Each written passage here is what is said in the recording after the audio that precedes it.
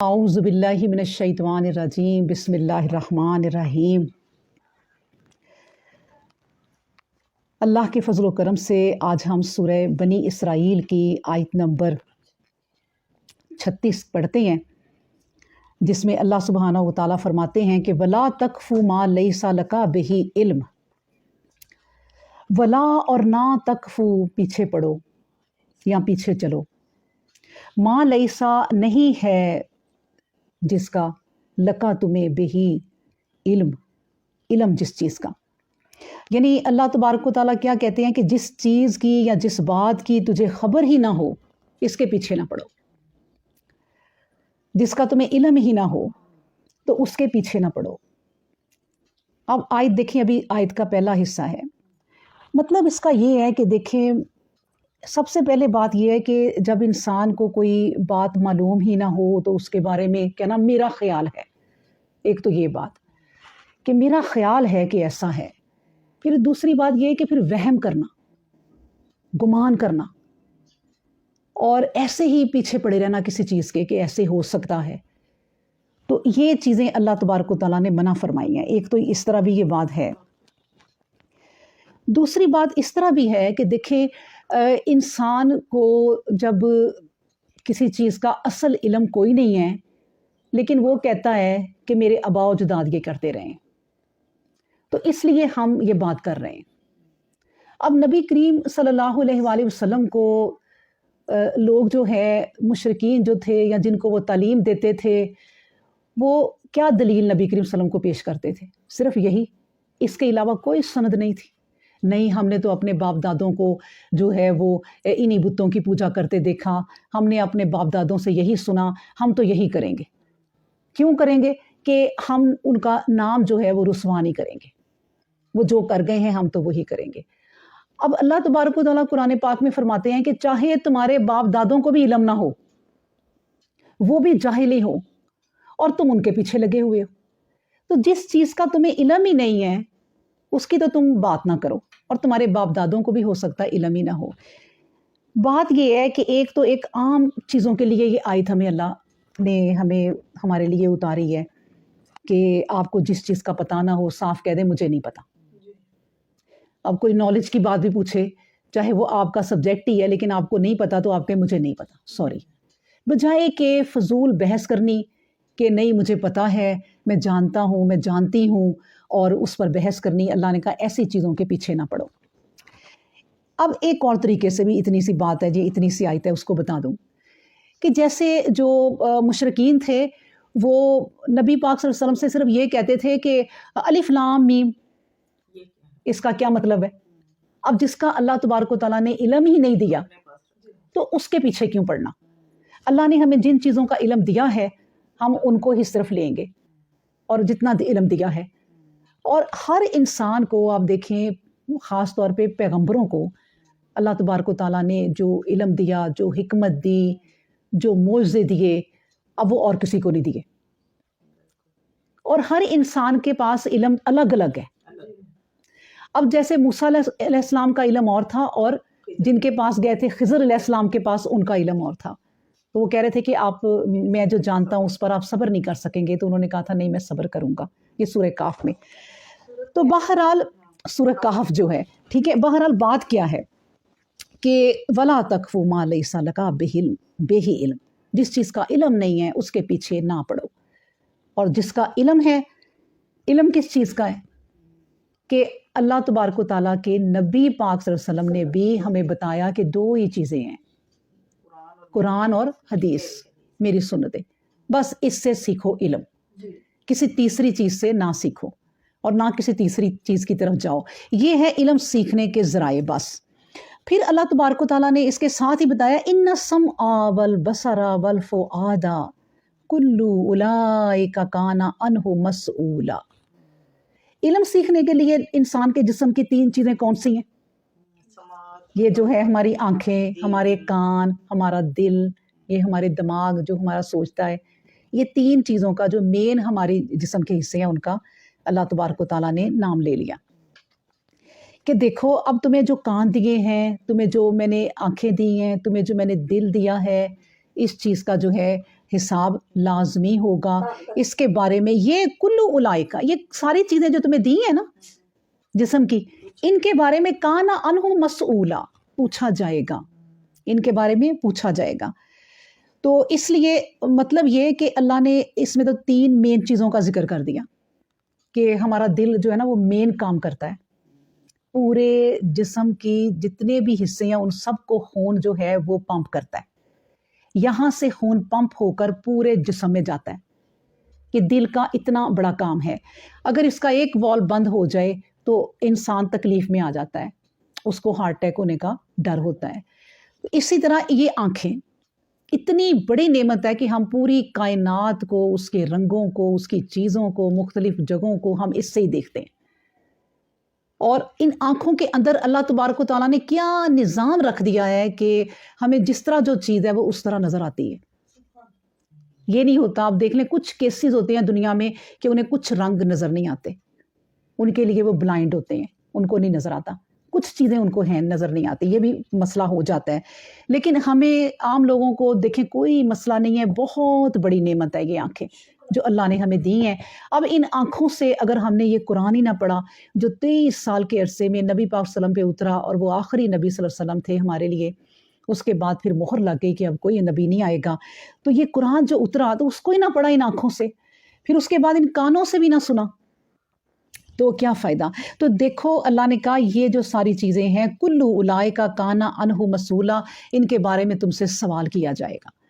تمہارے کان بولیں گے، تمہاری زبان چپ ہو جائے گی، تمہاری آنکھیں بولیں گی، تمہارا جسم کے تمام حصے بولیں گے، تمہاری انگلیاں بولیں گی، تمہاری ٹانگیں بولیں گی، تمہارے پاؤں بولیں گے.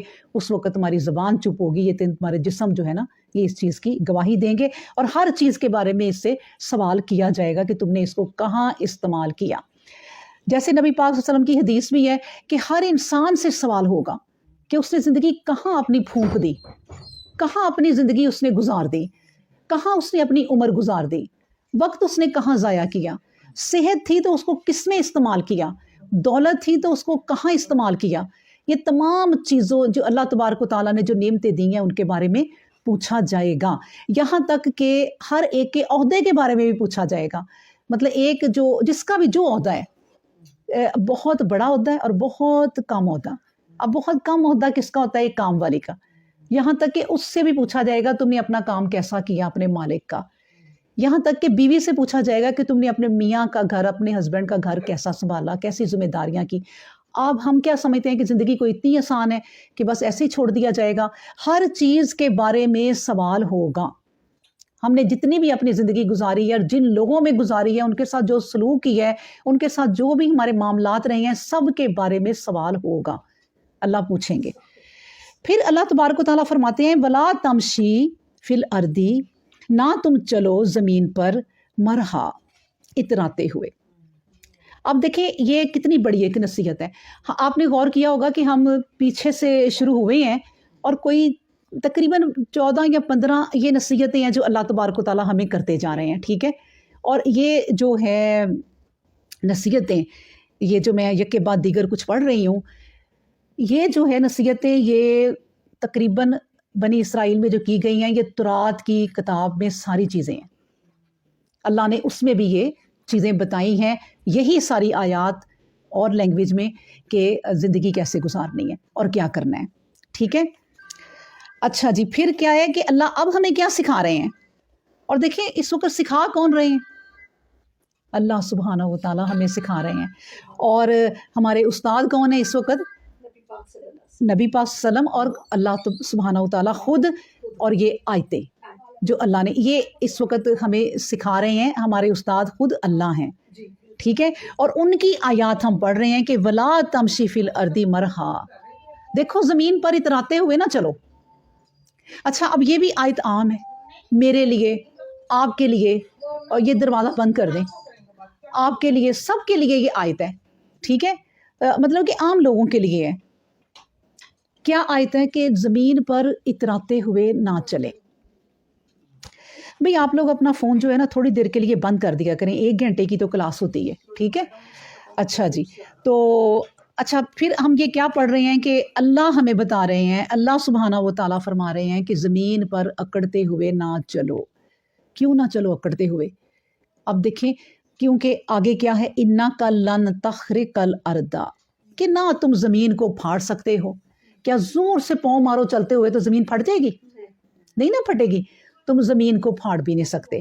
تخرقہ پھاڑنا, الارض زمین کو, ولن اور ہرگز, تبلغ الجبال طولا, اور نہ ہی تم پہاڑوں کی لمبائی کو چھو سکتے ہو. یعنی جو تم گردن لمبی کر کے چل رہے ہو, اس میں جتنی بھی تم لمبی کر لو, تم نہ پہاڑوں کی اونچائی تک جا سکتے ہو, نہ تم پہاڑوں کی اونچائی کو چھو سکتے ہو, نہ تم اس زمین کو پھاڑ سکتے ہو. پھر کس چیز پہ اتراتے ہو؟ نبی پاک صلی اللہ علیہ وسلم جو تھے وہ جب چلتے تھے نا تو ایسے تھا جیسے وہ اونچائی سے نیچے کو اتر رہے ہیں, حالانکہ وہ سیدھا چلتے تھے, لیکن لگتا ایسے تھا, اتنا جھکاؤ تھا, اتنی عاجزی تھی ان کی چال میں کہ وہ جب چلتے تھے تو لگتا تھا جیسے نیچے کو اتر رہے ہیں. تو اسی طرح زمین پہ اکڑ کے نہ چلو کہ تم پہاڑوں کو نہیں چھو سکتے. اب میں سوچ رہی تھی کہ دیکھیں انسان نے پہاڑوں کو تراشا, پہاڑوں میں راستے بنا لیے, پہاڑوں میں سرنگیں بنا لی, اور پہاڑوں کے خزانوں کو بھی پہنچ گئے, زمین کی بھی کھدائی بہت کی. مطلب یہ ہے کہ انسان نے پہاڑوں تک رسائی حاصل کی ہے, مگر وہ اور طرح کی بات ہے. کیوں؟ وہ اللہ تبارک و تعالیٰ نے جو کہا ہے کہ میری چیزوں پہ ریسرچ کرو, ان کو جانو کیا ہے. ٹھیک ہے کہ انہوں نے ان پہاڑوں پہ بھی, یہاں تک کہ آپ نے دیکھا ہے کہ آسمانوں پہ پہنچ ہو گئی, بلیک ہول پتہ چل گیا کہ اس کے اندر ہزاروں نہیں, لاکھوں نہیں, کروڑوں سیارے ہیں. لیکن اس تک انسان نے پہنچ کی ہے. ہم یہاں پڑھ رہے ہیں کہ نہیں پہنچ سکتا. وہ کس صورت میں نہیں پہنچ سکتا؟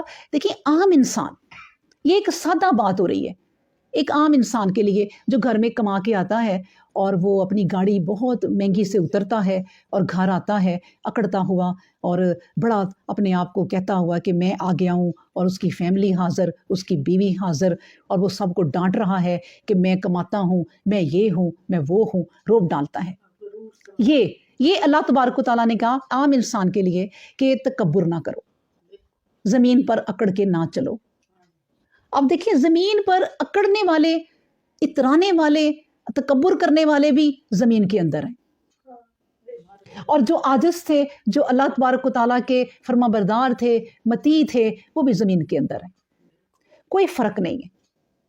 تو اس لیے اللہ نے کہا ہے کہ اس طرح اپنی زندگیوں کو اس طرح بناؤ کہ عاجزی اختیار کرو. پھر اس کے لیے میں آپ کو بتاتی ہوں, ایک حدیث ہے کہ حدیث میں آیا ہے کہ ایک شخص چادر جوڑے, یعنی چادر میں اور ایک جوڑے میں تکبر کرتا ہوا چلا جا رہا تھا, جو وہیں زمین میں دنسا دیا گیا, جو آج تک دستا ہوا چلا جا رہا ہے. بات حالانکہ کیا کی اس نے, تکبر اللہ کو نہیں پسند. اور اس کے لیے ایک بہت بڑی حدیث بھی ہے اور بھی, کہ نبی پاک صلی اللہ علیہ وسلم نے کہا جس نے رائی کے دانے کے برابر بھی تکبر کیا, اتنا چھوٹا دانہ ہے رائی کا, اس کے برابر بھی اگر تکبر کیا تو وہ جنت کی خوشبو کو بھی نہیں پائے گا. اور جنت کی جو خوشبو ہے وہ 40 سال کی مسافت سے پہلے آنے لگ جائے گی. ابھی مسافت رہے گی 40 سال کی وہاں پہنچنے میں, اور اس کی خوشبو آنے لگ جائے گی, اور وہ اس کی خوشبو کو بھی نہیں پائے گا. یہ تکبر کی سزا. تکبر اتنا اللہ کو ناپسند ہے. اور کیوں؟ کیونکہ تکبر کرنا ہے تو اللہ کرے, اللہ کرے, اللہ کی ذات کرے.